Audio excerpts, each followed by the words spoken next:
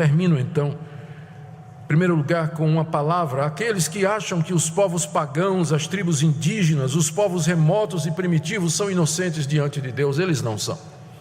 Eles têm a lei. Eles têm a lei e quebram essa lei. Portanto, eles vão perecer.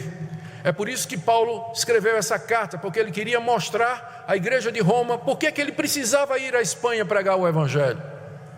E essa é a razão também pela qual nós precisamos ensinar o Evangelho aos nossos amigos. E essa é a razão pela qual nós mandamos missionários para povos distantes, porque sem o conhecimento de Cristo eles estão absolutamente perdidos. Não há inocente. Esse mito do indígena inocente tem que ser tirado do nosso meio. Não existe isso. São indesculpáveis diante de Deus.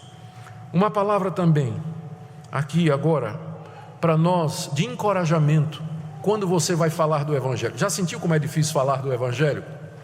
Às vezes você percebe que há uma barreira, mas eu quero sugerir a você que aqui está uma ponte. Porque essa pessoa que você está querendo testemunhar de Cristo Jesus, ela sabe que ela está errada. Ela sabe que ela não tem cumprido a lei de Deus. Ela sente culpa.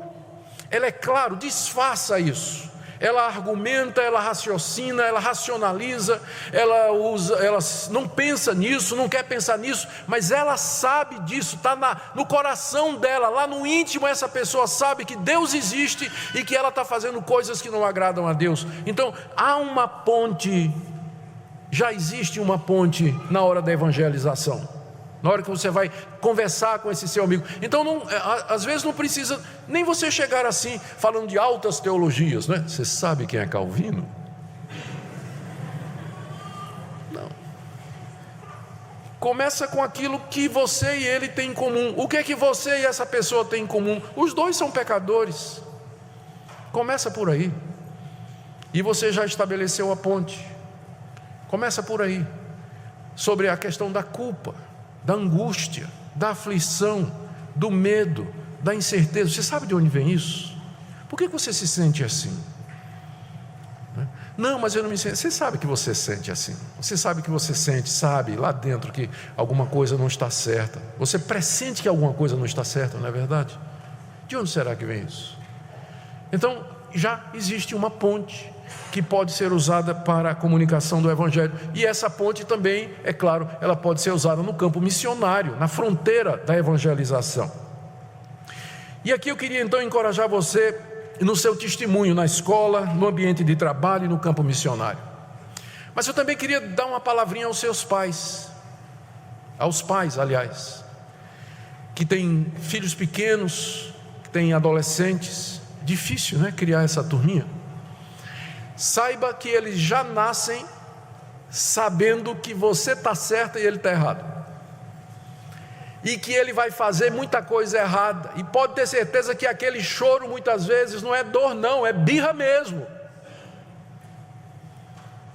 Ele nasceu, o filho já nasceu com essa consciência de que há um Deus, e ele sabe de que, e ele se sente inadequado. Ele não sabe expressar isso. À medida que ele vai crescendo, ele vai começando a entender as coisas, mas ele não sabe ainda expressar, dependendo da idade, esse desconforto interior que ele sente, porque até a criança se dá a conhecer pelas suas ações, diz o livro de Provérbios, e diz que a malícia está ligada ao coração da criança. Então não olhe para o seu filho como um anjinho. Para começar, é filho seu, então não é anjinho. Não é. Então lembre disso. Ele nasceu com a imagem de Deus nele, e ele tem consciência do certo e do errado. Isso é alguma coisa que você vai querer usar na hora de educá-lo e ensiná-lo nos caminhos do Senhor. E a última coisa, isso aqui nos ajuda a nos entender melhor. Por que eu sou assim? Por que tem determinadas coisas que tiram a minha paz?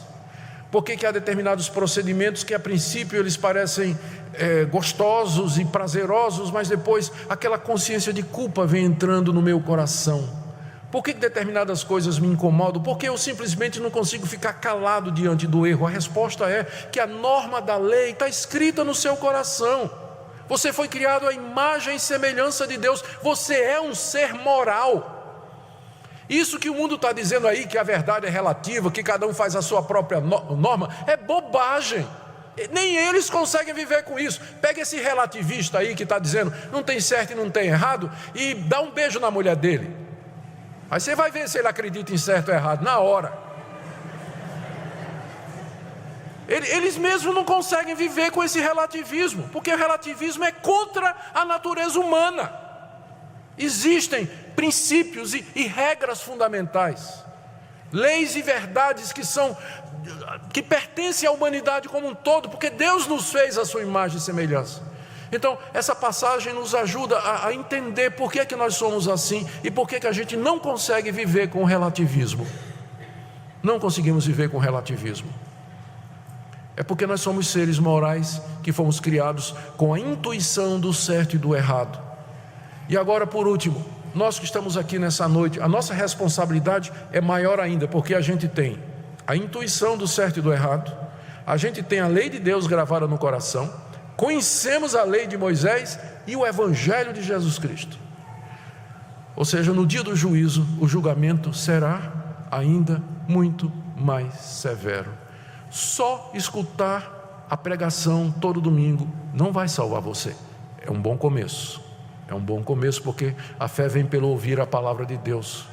Mas simplesmente frequentar uma igreja e ouvir sermões todo domingo, isso na verdade só está aumentando a sua responsabilidade. E eu queria que nessa noite você pensasse nisso. O privilégio que é você ter todo esse conhecimento disponível diante de você pelo Evangelho. E também a grande responsabilidade no dia em que Deus haverá de julgar os segredos dos homens através de Jesus Cristo, segundo o meu Evangelho. Que Deus tenha misericórdia de nós e que nessa noite nós possamos reconhecer a sua justiça e também a sua misericórdia, e que nós nos disponhamos e digamos a Ele: Senhor, se o Senhor não vier nos salvar, nós estamos perdidos. Tenha misericórdia de nós, por amor de Jesus.